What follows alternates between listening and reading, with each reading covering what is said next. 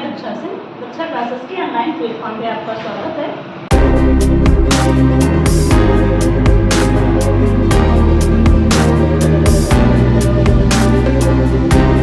तो हम लोग मैथ पढ़ रहे हैं, मैथ में भी विभाज्यता पढ़ रहे हैं। तो विभाज्यता के एक दो चीजें और देख लेते हैं विभाज्यता में, फिर विभाज्यता हम खत्म करते हैं।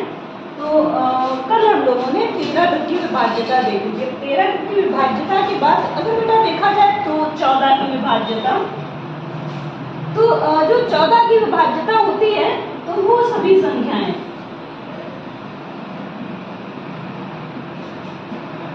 जो 2 और 7 से विभाज्य हों,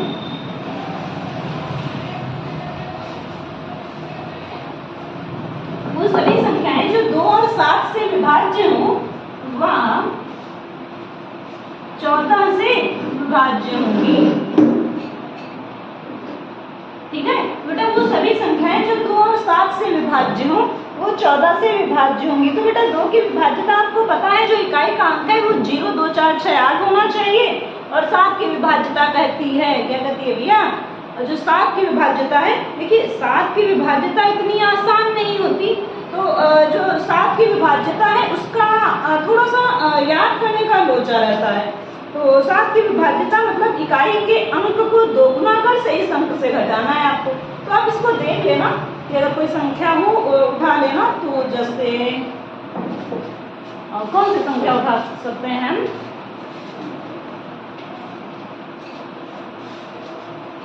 जैसे 28, 14 का गुणज उठा ले रहे हैं। तो 14 का अगर गुणज उठाएं, एक सेकंड, जैसे कि अगर हमने 14 का गुणज ही उठा लेते हैं और उसी को हम देख ले रहे हैं, तो हमने उठाया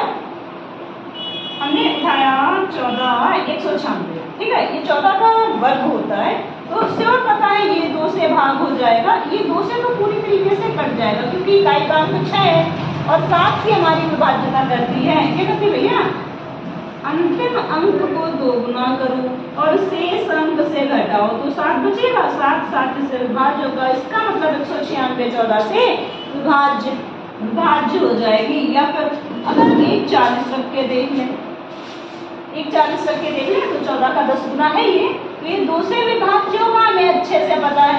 अगर 7 से विभाज्य करना, इसका 2 गुना किया, शून्य ही रहेगा, 14 आएगा। 14 अगर 7 से विभाज्य है तो ये संख्या 7 से विभाज्य है। तो देखिए एक चीज आपको बताएं, जो विभाज्यता होती है वो ऐसे नंबर का फैक्टर होता है जो किसी और का ना हो। जैसे अगर हमने 12 को 4 और 3 में तोड़ा, तो 4 और 3 12 के अलावा किसी के मल्टीगुणज नहीं है, उसके साथ में कोई और हो तब तो हो सकते हैं, ऐसे नहीं होंगे। बस यही हाल बेटा 14 का है। 14 को हमने 7 और 2 में तोड़ा, हमने 6 को 2 और 3 में तोड़ा। ठीक है, ऐसे बेटा 14 की और सेम यही कंडीशन 15 की होती है, 5 और 3 से विभक्त है। अगर बेटा आप 15 की विभाज्यता देखेंगे तो उसमें शायद अब इतनी आपकी विभाज्यताएं समझ में आएगी नहीं होगी। जो 15 की विभाज्यता, जो संख्या 5 और 3 दोनों से विभाज्य होगी,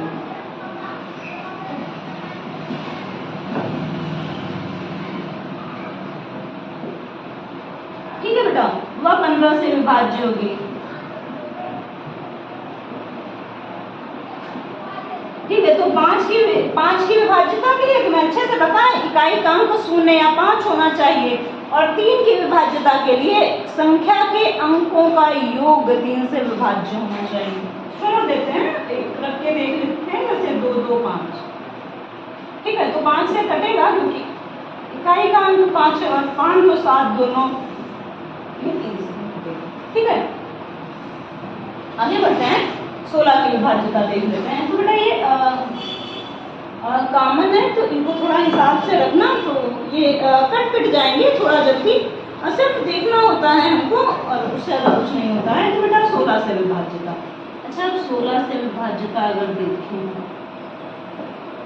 तो एक तो नियम ये कहता है कि लास्ट में 4 जीरो होने चाहिए। जो 16 की विभाज्यता है वो ये भी कहती है लास्ट में 4 शून्य होने चाहिए। जब 4 शून्य होगा 16 से काटो तो ये हो जाएगा 16 छक्का 96, 97, 98, 99, 100।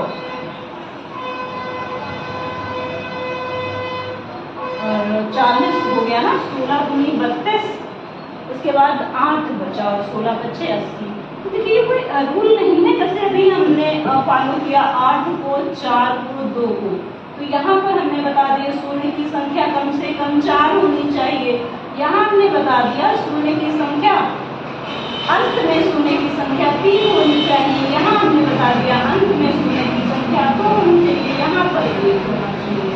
तो ये भी एक नियम कहता है। इसके अलावा जो 16 की विभाज्यता है, वो चूंकि 16 के जो सिंगल गुणज हैं वो कई हो जाते हैं, इसलिए थोड़ा इसकी जो विभाज्यता है वो 4 और 8 को थोड़ा कम डायरेक्ट उसको फॉलो करा पाते हैं। जैसे अगर 16 को देखें तो ये 8 और 2 बन रहा है, अगर 8 को देखें तो ये 4 और 2 बन रहा है, अगर 4 को देखें तो ये 2 और 2 बन रहा है। चूंकि मल्टी फैक्टर्स में कट रहा है, कई में कट रहा है, इसलिए इसकी विभाज्यता को हम सीधे फॉलो नहीं करते हैं। ठीक है, तो बेटा सीधी सी बात है, अगर अंतिम अंक 4 शून्य है तो वो 16 से सीधे कट सकता है, लेकिन ऐसा कोई, लेकिन इसके अलावा आपको नियम फॉलो नहीं करना। अगर कोई संख्या आपको 16 से काटनी है तो आराम से उसको आप पहले 8 से काट के देख लीजिएगा। ठीक है, तो 16 से विभाज्यता नहीं लिखना, 17 से देख लेते हैं, क्योंकि 17 आपका अभाज्य अंक है। 17 से विभाज्यता देख लीजिए, वैसे इतनी ज्यादा विभाज्यता है 17 और 19 और आप चेक कर लीजिए, क्योंकि ये दोनों आपके विषम अंक हैं, तो 17 की विभाज्यता कहती है बेटा संख्या के इकाई के अंक को, संख्या के इकाई के अंक को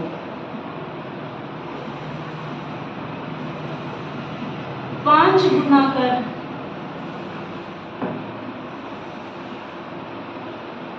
शेष संख्या से घटाने को,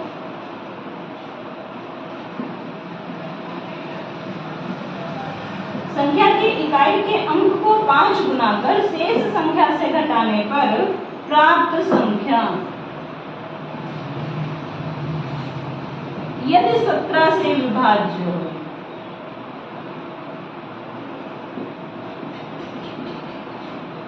तो वह संख्या 17 से विभाज्य होगी।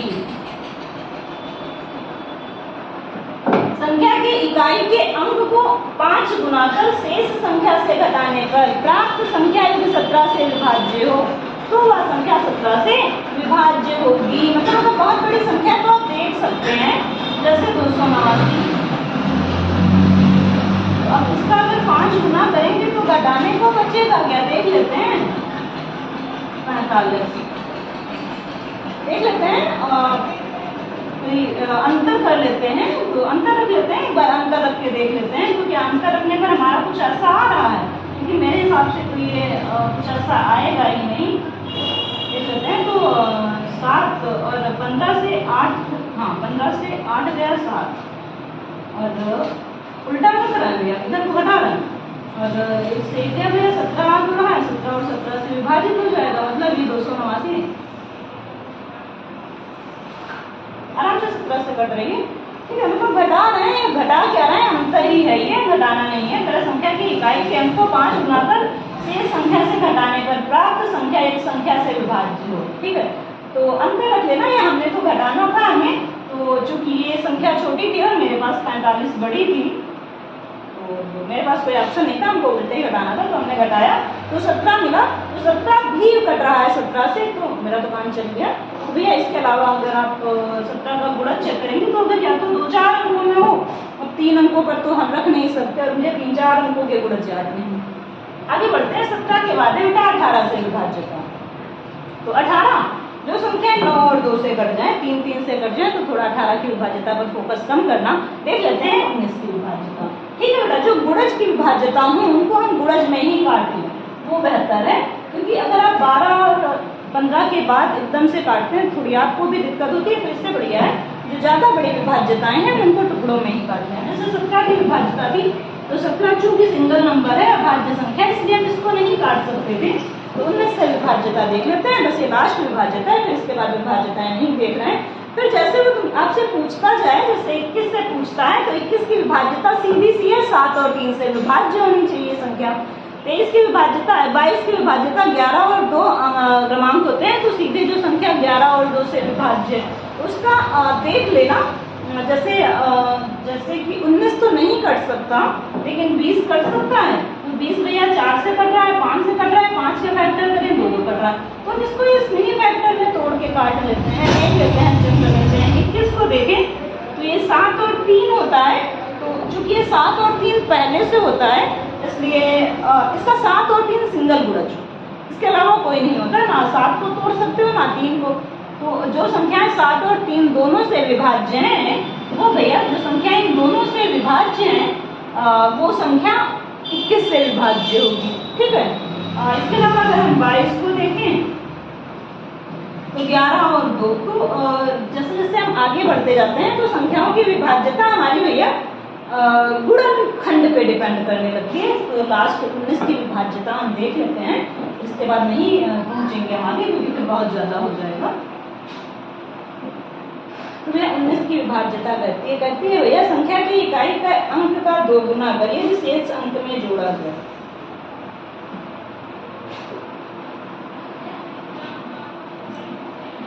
इकाई के अंक को 2 गुना कर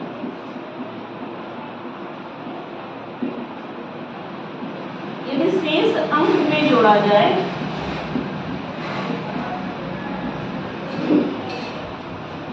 तब प्राप्त संख्या यदि 19 से विभाज्य हो।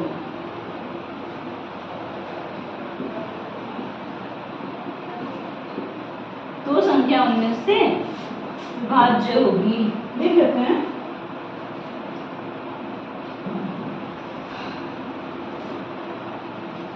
तो क्या उठा लिया जाए?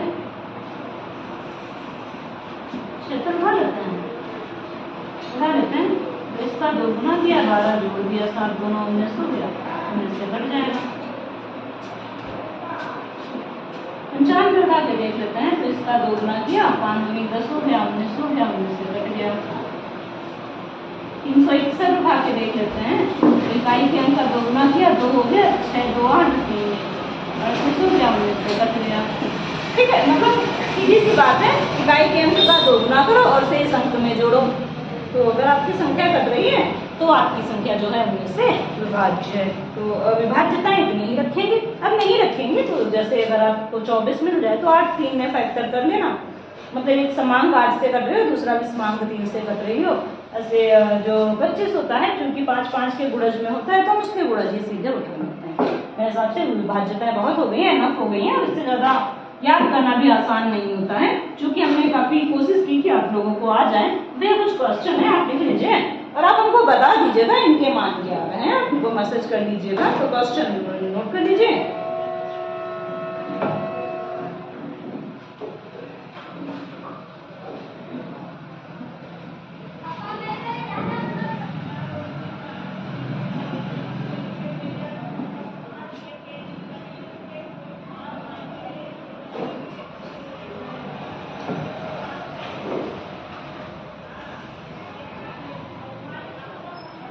अंतर रिक्त स्थान में क्या आएगा और कितने मान आएंगे। ठीक है। दूसरा है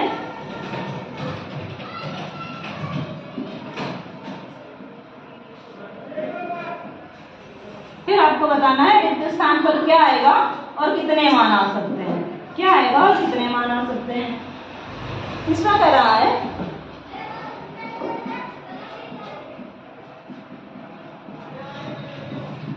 इसमें रिक्त स्थान पर क्या आएगा और कितने मान आएंगे। ठीक है, याद रखना आपको क्या भी बताना है और आपको कितने भी बताने हैं। क्या मान होगा और कितने मान हो सकते हैं, अधिकतम और न्यूनतम। इसके अलावा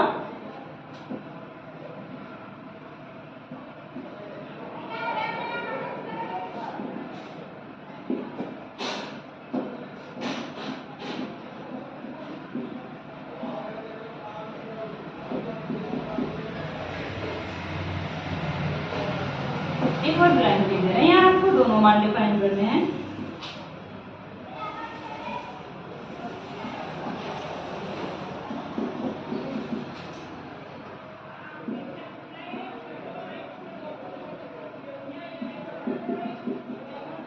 ठीक है, तो देख लेना आपने क्वेश्चन, इसमें कौन सा मान हो सकता है और क्या मान हो सकता है। तो इतने क्वेश्चन आप बता लीजिए, फिर आगे बढ़ते हैं।